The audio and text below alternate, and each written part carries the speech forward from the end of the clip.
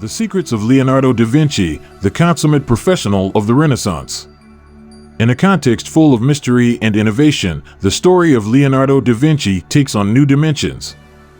If we venture into the realm of speculative and historical fiction, we can imagine that Leonardo was not only a genius of his time, but also had connections with extraterrestrial entities.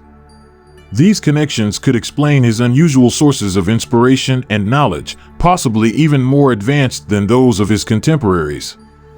In this narrative, Leonardo da Vinci could be considered not only an artist and a scientist, but also an intermediary between humanity and an extraterrestrial intelligence. Imagine that while he was working in his workshop, he received secret visits from these beings who imparted to him advanced knowledge in the sciences and arts.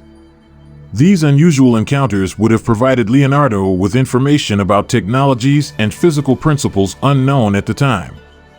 Thus, some of his revolutionary inventions and ideas, such as flying machines, the submarine, and even his anatomical studies, may have been inspired or even suggested by these visitors from other worlds. It can even be speculated that his reverse writing method was not only a means of protecting his works from prying eyes, but also a code designed to secretly communicate with these entities. Furthermore, it would be possible that some of his famous works of art contain symbols or codes that, if deciphered, could reveal messages or knowledge transmitted by these cosmic visitors. The image Vitruvian Man, for example, could be interpreted as a representation of a cosmic ideal of harmony and proportion, suggesting a deep connection between man and the universe. However, it is important to emphasize that these ideas are purely speculative and have no historical or scientific basis. While interesting and stimulating to the imagination, they belong more in the realm of fiction and conspiracy theories than actual history. Leonardo da Vinci remains one of the most enigmatic and fascinating men of the Renaissance, and his genius continues to inspire and provoke curiosity, regardless of the truth behind the legends that surround him. Leonardo da Vinci is fascinated even today, after half a millennium. Recently, the idea has been circulated that Leonardo da Vinci invented a device called a cryptex. This is a tube that has a series of rings, on which the letters of the alphabet are engraved. When the rings are rotated so that some letters form the password, one end of the cryptex can be removed. Thus, the contents, usually a papyrus wrapped around a vinegar bottle, can be taken out. If someone tried to get at the contents by breaking the device, the glass would also break and the vinegar would dissolve the papyrus before the text could be read.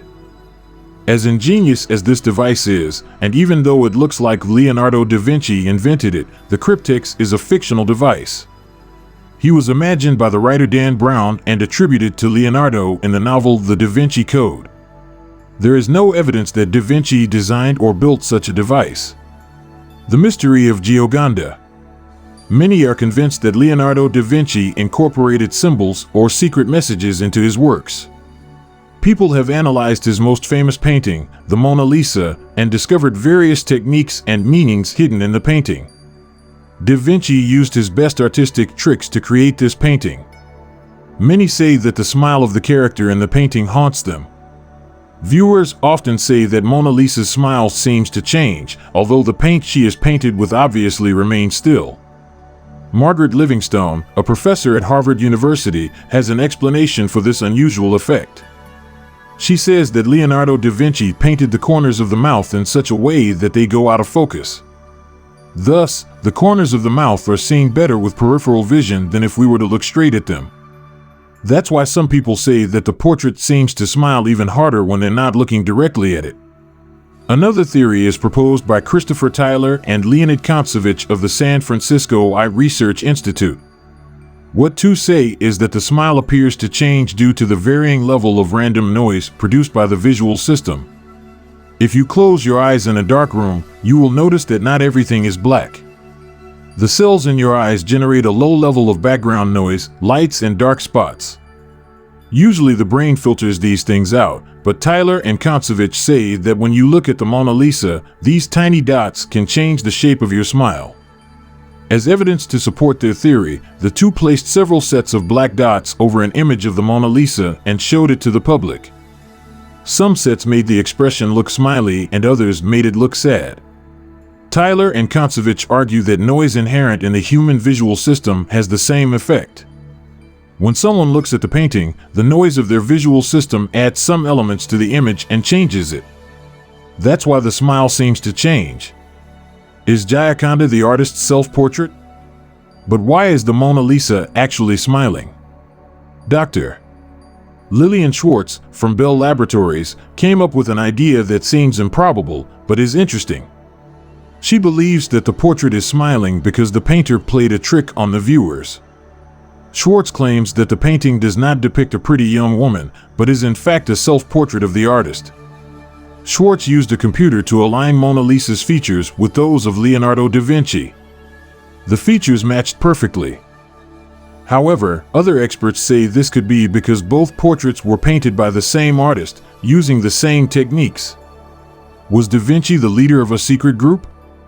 Leonardo da Vinci is believed to have been the leader of a secret group called the Priory of Chaon. According to the book The Da Vinci Code, the mission of the Priory was to keep alive the secret of Mary Magdalene and her marriage to Jesus. Although a work of fiction, the Da Vinci Code is based on theories from a controversial non-fiction book entitled Holy Blood, Holy Grail. The volume was written by Michael Bygent, Richard Lee, and Henry Lincoln in the early 1980s. Holy Blood, Holy Grail talks about the evidence showing that Leonardo da Vinci was a member of the Priory of Chaon. The evidence is several documents stored at the National Library in Paris. There is some evidence that there was a monastic order of this name in 1116, but there is no evidence that this order had anything to do with the 20th century Priory of Chaon. The documents in the National Library that support the theory of the existence of the Priory of Chaon are real, but they appear to be part of a scam set up by a man named Pierre Plantard in the 1950s. Plantard and a group of friends who had anti-Semitic and far-right leanings founded the Priory of Chaon. It appears that by forging and planting documents, including false family trees, Plantard wanted to prove that he was a descendant of the Merovingians and heir to the throne of France. The document that listed Leonardo da Vinci, alongside other enlightened minds such as Sandro Botticelli and Isaac Newton, as Grand Master of the Priory was also a forgery. The fact that Leonardo da Vinci was not, in fact, the Grand Master of a secret society should not diminish our admiration for him. His works have inspired millions of people over the centuries and contain elements that experts are still trying to explain. Furthermore, his experiments and inventions prove him to be an advanced thinker whose explorations went far beyond those of his contemporaries. The secret of Leonardo da Vinci is that he was a genius that few people of his century knew how to appreciate.